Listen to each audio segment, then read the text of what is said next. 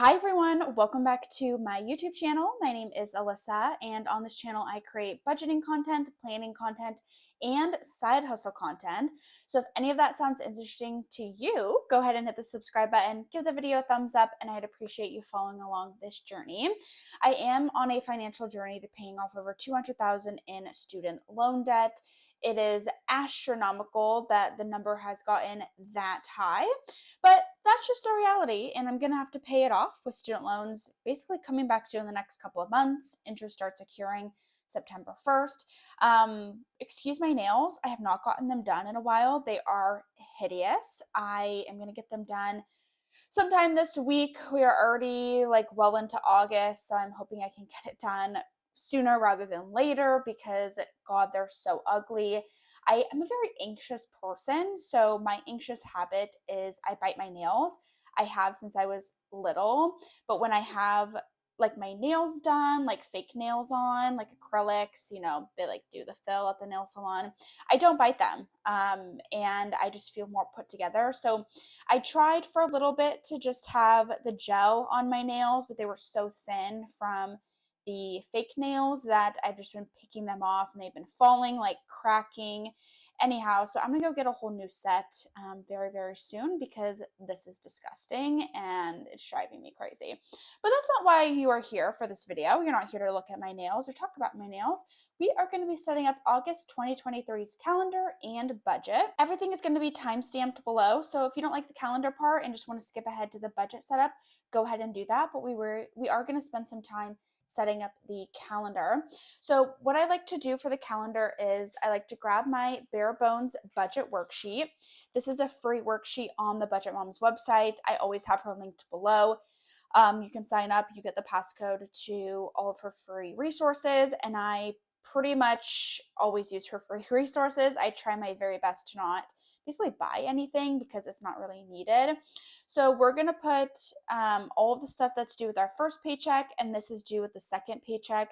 I do have to redo this, even though I just redid it back in July, because some things have changed. I believe my Peacock has gone up to $6, actually. This has changed. I think my Spotify is going up to $11 in September, and then my pet insurance is going up too. So that's all going to get started in September. So I'll probably redo that once I have a good idea of what all these things will be. But so on the first of the month, we have rent and utilities. That's going to be the same for the 15th. I actually split my rent into two. So each paycheck, I basically save for half of my rent, and then I Zelle my landlord my portion of the rent. Also on the first, we have life and pet and car insurance, because that is something that we've now added on there. I also have the boxing gym. These are all just transfers that I make within my account. We've got that, plus we have student loan. Do we have anything else? Boxing gym, car, student loan, utilities, pet, life, rent. Okay, perfect. So then we also have Bank of America and the Alaska Airlines credit card. It's got B of A. This is if I have a balance on them. I don't have a balance on my Bank of America, but I do have a balance on my Alaska Airlines credit card. And then therapy, we have every other Thursday. So I believe there is therapy this day and this day. And every Wednesday, we have $20 Acorns. So Acorns is an investment account. I basically deposit $20 every week into it, and that gets invested for me. Right now, I'm kind of going to be using that for closing costs on a potential house next year. I don't really want to use that money for it, but we'll see what happens. Also with Acorns, I have roundups. So if my debit card gets charged $4.50, it'll take that difference to the next dollar, which would be 50 cents, and then invest that into the account too. They do one big charge once I think that extra hits about $5. So it's not every time I have really small amounts, but it is helpful. I do have quite a nice chunk of change. I'm debating if I want to switch it from an Acorns account into a Roth IRA. I really want to start maxing that out every year. The max right now is $6,500. I obviously know that like $20 every week isn't going to get me there. Actually, let's do the calculations. So $20 times 52, because there's 52 weeks in the year, be about $1,040, but that's better than nothing. So that's essentially what I'm investing into this Acorns account, but that's growing. So I don't know. I'm just trying to think about like how I want to do that and manage that going forward. So we've got Acorns, we've got therapy. So we've got everything for the first paycheck of the month.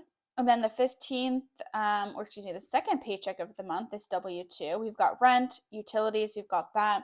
Then we have Spotify, student loan going back here. And we have Peacock due on the 21st. I don't know if the going to $6 is going to be in this month or if it's going to be in September, but that's just something to note that it is increasing.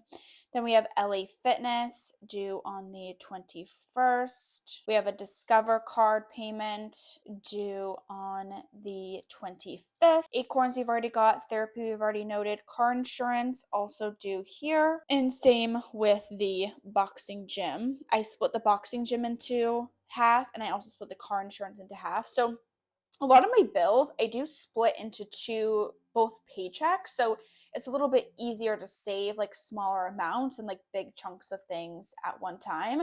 It's been working really, really well for me. I've been saving half my rent for about a year now, and I love doing that because it makes me feel like I have more flexibility with my money versus having an $800 expense once a month. So that's just how I do it, and that's what I prefer. So that's everything I believe for the bare bones budget worksheet. Hopefully I didn't miss anything. But in terms of the rest of the month, we need to write in when some things are happening. So I don't have anything this first week. The second part of the week, I do have a wedding reception. One of my really great friends from college, she got married already, and now they're having their reception at, I believe, like either like one of her parents' houses. And like, what a great idea. Like, then you don't have to have a whole giant ceremony with so many people. So I will get them some type of gift, but this is only for like a 1-day thing. This next weekend, I do have a Sounders game on this day. And then the weekend after, I'm actually going to a wedding in Colorado. So I will be gone and not in Seattle.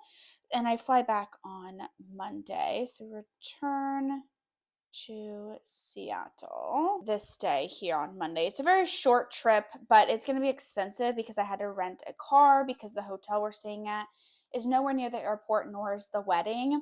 And to pay an Uber is just going to be like, it's just not going to make sense. Like, why would you pay for an hour Uber? I could just rent a car and it's going to be probably cheaper. So that is pretty much everything that's happening in August. My goals for the month is I have, yikes, really racked up some debt on this Alaska Airlines card. So I want to throw like every dollar possible at this card, including, and we'll make some changes throughout the month, but I really want to pay off my Alaska Airlines credit card. I also need to pay my student loan balance. So I have 2 student loan balances. One is in my name and one is in my mother's name. The lower amount is in my name, and I've actually saved throughout the pandemic to be able to pay off that entire loan. So technically on like paper, I will be debt free. But in reality, I still owe my mother literally almost $200,000. So yikes. But at least it's like, okay, one less payment. I can throw that payment out the new loan. So I do want to pay that off. And then that's really the only goals I have for the month. I don't have anything here. I guess the to-do would be to make the student loan payment, because I do have to make those like transfers because it's been sitting in my high yield savings account, earning me a lot of interest, which is so wonderful.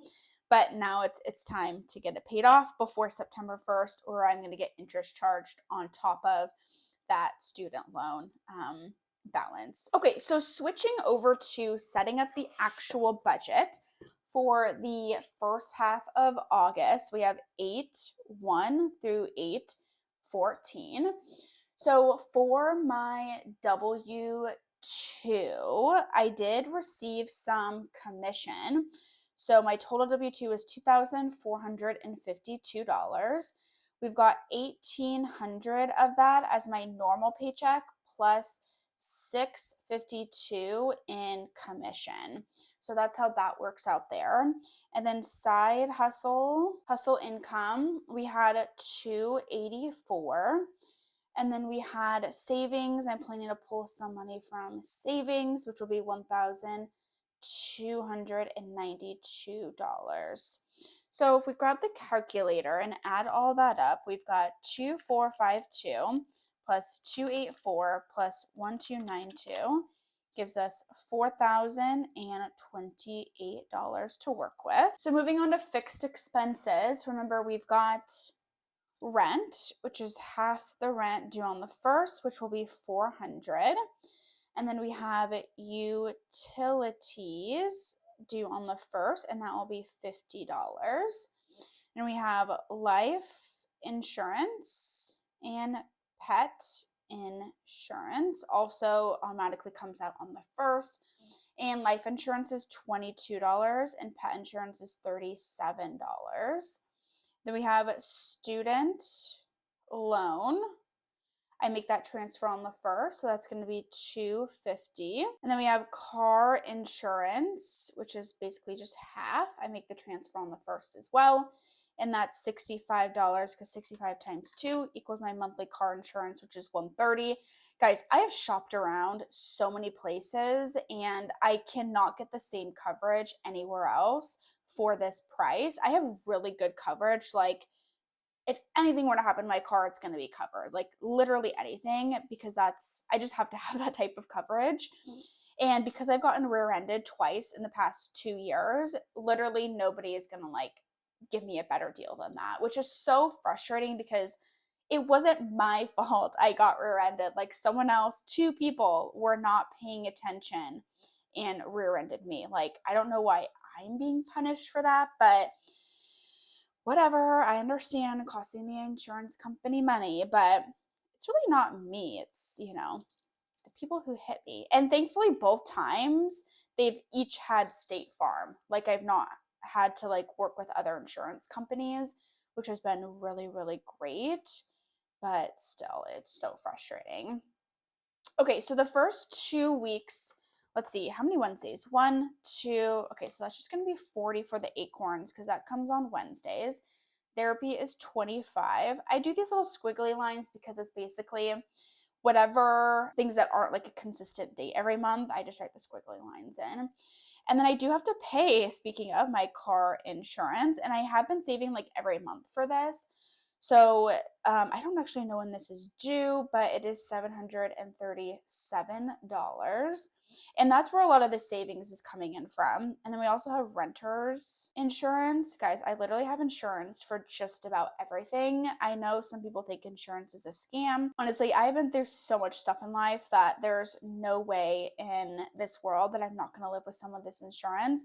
Like renters, car insurance, pet insurance, life insurance, I could probably deduct. Like, I could probably get rid of that or lower the amount. But honestly, it's $22 a month. It's a great peace of mind. Yeah, over like 20 years, it's like a lot of money. But honestly, I think that's fine. I really, really don't mind paying for it because if something were to happen to me, I know that my family is set. So that's not really a concern. Okay, that's everything. So for fixed expenses, we've got 400 plus 50 plus 22 plus 37 plus 250 plus 65 plus 93 plus 40 plus 25 plus 737 plus 177 gives us $1,896. Actually, hold on. I actually did forget to do something before we get to do that. I do have to pay extra rent for August because so I live in a house. Let's back up. I live in a house with 2 other women, and one of the women, she moved back to her family. She graduated, so she no longer obviously needs to live in Seattle. And so we had to find a new roommate, but our new roommate can't move in until September. So we had agreed, like, she signed the lease starting August 1st, but my other roommate and I have split the rent for August, which is honestly like not a big deal. I'm just thankful we were to found somebody that we were really excited about. So because of that, I did have to pay extra in rent. So I forgot that I had to do that. So that total was $378. And it's only for August, you guys. So plus 378 gives us $2,274. And yeah, like I said, it's only for August and only for the first half of August. I'm not saving $378 again. In my other roommate, she's paying the other half of this. Okay, so we got that. So 4028, which is our total inflow, minus 2274, 1,754 left over. And then we got variable expenses. Grocery is going to be 100. Eating out is going to be 100. Gas and car is going to be $50. Investments is 30. Fun and entertainment is also, that's going to be 50 actually. And then we have a holiday. So for that wedding reception, they've asked for money literally to Amazon. So I'm going to get them a $50 Amazon gift card. Self-care is going to be $40. And then we've got miscellaneous, which will be about $50. Travel and vacay, and then we have zero. I didn't even say that. Zero. And then pets is going to be $35. So we add that up, we've got 100 plus 100 plus 50 plus 30 plus 50 plus 50 plus 40 plus 50 plus 35 gives us 505. And if we take the 1,754 minus 505, gives us 1,249. We've got 1,249 going up to sinking funds. And so the rule I have for this year is that side hustle income goes towards sinking funds. So we've got 2023 vacay, we're going to put 100 towards. Future fun, we're putting 65 towards. 2024 vacay, I try to put $35 every paycheck into that. And then some new like funds that I've started, we have deductibles for like car insurance, pet insurance, renter's insurance, all the insurances that I've mentioned before. I'm starting to save about $25, $50 a paycheck, just in case anything does happen. I know that I have those deductibles, saved for. Hallmark holidays, which I don't know why I didn't decide to use sinking funds for this holiday, but I'm just going to cash flow the wedding expense. But I am going to add $25 there. And then medical expenses, this is just like in case I'm starting to save for this, is going to be $25. So I know that in the future, probably next year in 2024, I want to get braces. You guys probably don't notice it, but my bottom teeth are no longer straight. At one point in time they were, because my parents paid for braces twice for me throughout my life. When I was in my early 20s, I paid for Invisalign and never wore them. I hated it. So that was literally a waste of so much money.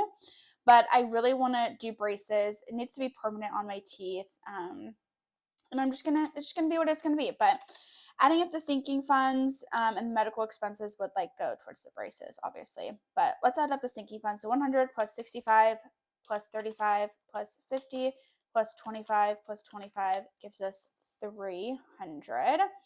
So if we take the 1,249 minus 300, gives us 949. So the rule that I have right now for the commission that I earn from work is that it goes towards a house sinking fund. So that was 652. So ultimately, after debt, I want to have 652 left over to apply towards the house. 652.